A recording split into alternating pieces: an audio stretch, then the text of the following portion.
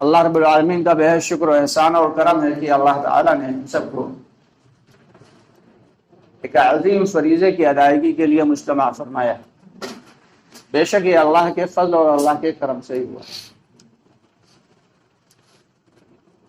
اللہ رب العالمین نے اپنے پاک کلام میں ایک ایسی سورہ نازل فرمائی جس کے بارے میں حضرت امام غزالی رحمۃ اللہ علیہ فرماتے ہیں کہ اگر پورے قرآن میں صرف یہی ایک سورہ ہوتی تو سارے قرآن کے متن کے لیے کافی. اعوذ باللہ من الشیطان الرجیم بسم اللہ الرحمن الرحیم.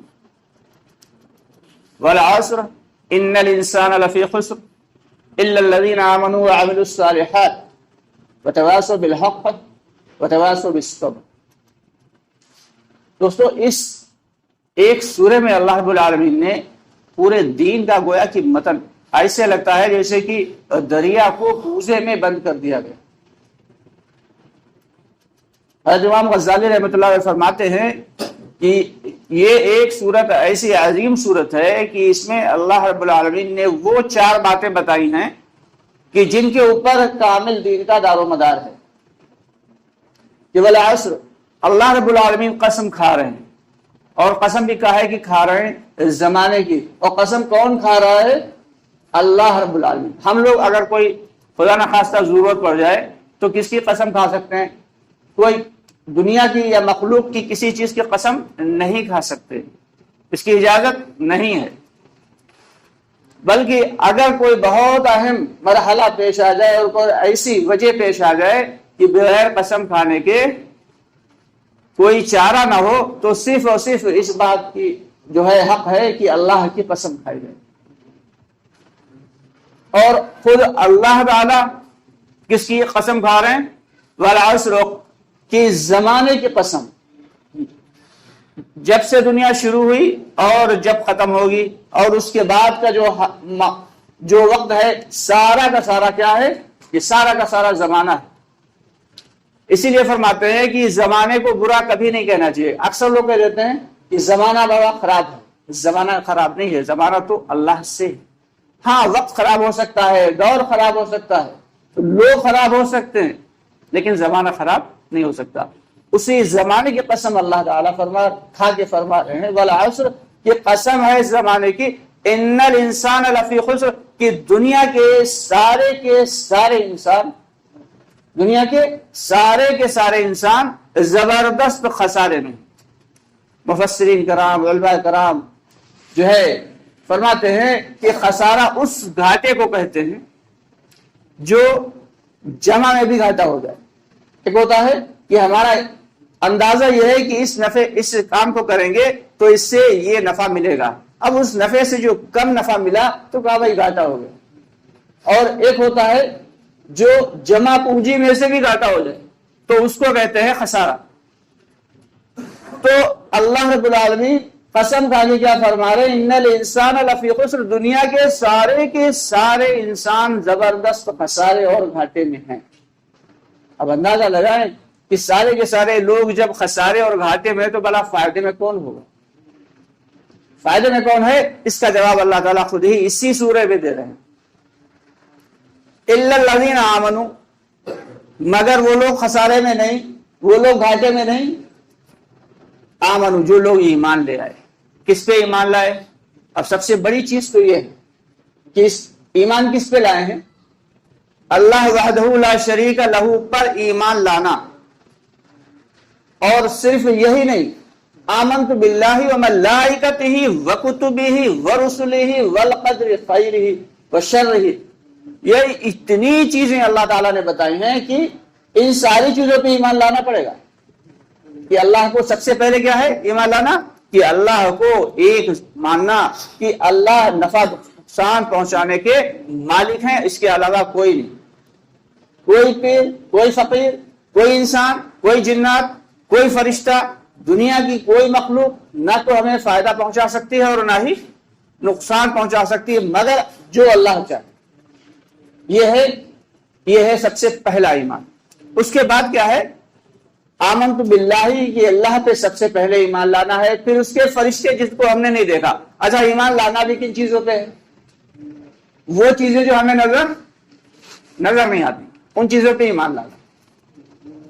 بھائی ہم نے کبھی اللہ کو دیکھا نہیں دیکھا، لیکن ایمان لانا کہ اللہ ہے، تنہا ہے اور لا شریک ہے، اور وہ اللہ الصمد ہے، بے نیاز ہے، اسے کسی سے کوئی لینا دینا نہیں ہے. کوئی اگر اللہ کی بندگی کر رہا ہے تو اللہ کو اس سے کوئی اللہ کی بڑائی میں اضافہ نہیں ہو رہا، اور اگر کوئی اللہ کی جو ہے خلاف جا رہا ہے، اللہ کے بتائے ہوئے حکموں کے خلاف عمل کر رہا ہے، تو اللہ کا اس سے کوئی نقصان نہیں ہو رہا. یہ ایک اللہ کی ذات پہ ایمان لانا. اور اس کے بعد کیا ہے؟ فرشتے جن کو ہم نے کبھی نہیں دیکھا، فرشتوں پر ایمان لانا. یہ بھی اگر فرشتوں پہ ایمان نہیں تو کوئی کامل مومن نہیں ہو سکتا. حالانکہ ہم نے دیکھا نہیں لیکن ایمان لانا ہے. وکتبی، وہ کتابیں جو ایک کتاب تو ہم نے دیکھ لی قرآن، لیکن اس سے پہلے 3 اور کتابیں اللہ نے اتاری، زبور، تورات اور انجیل. ان کتابوں کو بھی نہیں دیکھا لیکن یہ یقین ہونا ہے کہ ہاں بے شک یہ کتابیں تھیں اور سچی تھیں. کتابیں یہ اللہ نے اتاری تھیں اور سچی تھیں، حالانکہ اب وہ سچی نہیں رہی، اس میں ترمیم کر دی لوگوں نے. لیکن قرآن پاک میں آج تک نہ تو ترمیم ہوئی ہے اور نہ انشاءاللہ قیامت تک ہوگی.